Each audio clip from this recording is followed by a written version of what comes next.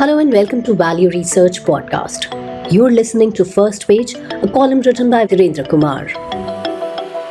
The Fort Knox Gold Mystery. What does it mean when even gold stored by governments is suspect? This column is about gold. There's nothing new in that. I've written about gold as an investment many times in the past 2 decades. However, this column was triggered by a couple of things I didn't see coming. 1. US banks and others holding physical gold at the Bank of England are facing delays in acquiring the gold. 2. The Fort Knox problem. What is the Fort Knox problem?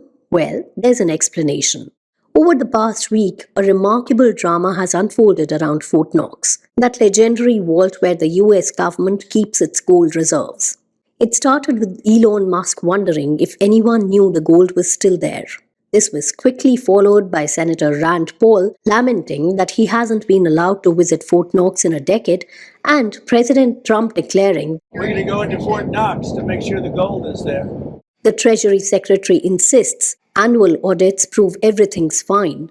But critics point out these aren't comprehensive examinations of the 147 million troy ounces supposedly stored there.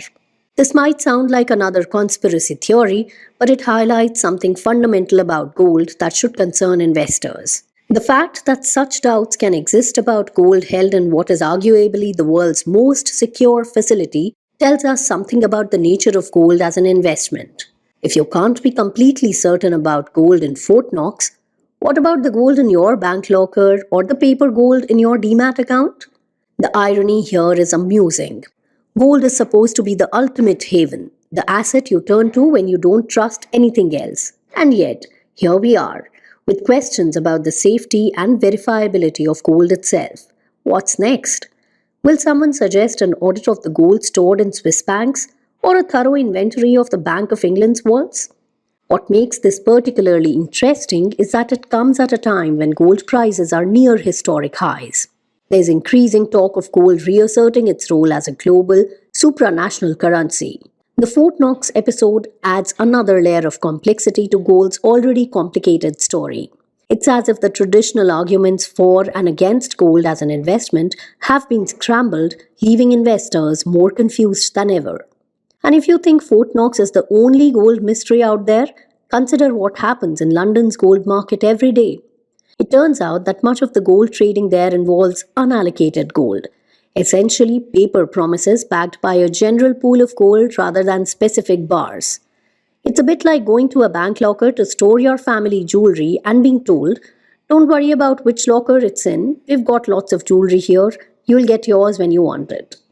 The system works fine until too many people ask for their gold simultaneously, sending traders scrambling to find actual physical gold to fulfill their promises.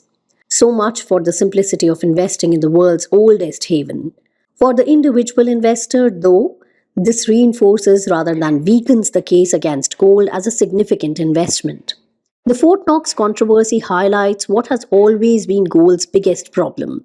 It's an asset that produces nothing, generates no income, and whose value depends entirely on what someone else will pay for it. In addition, there are new questions about verifiability and custody, and the investment case looks increasingly shaky.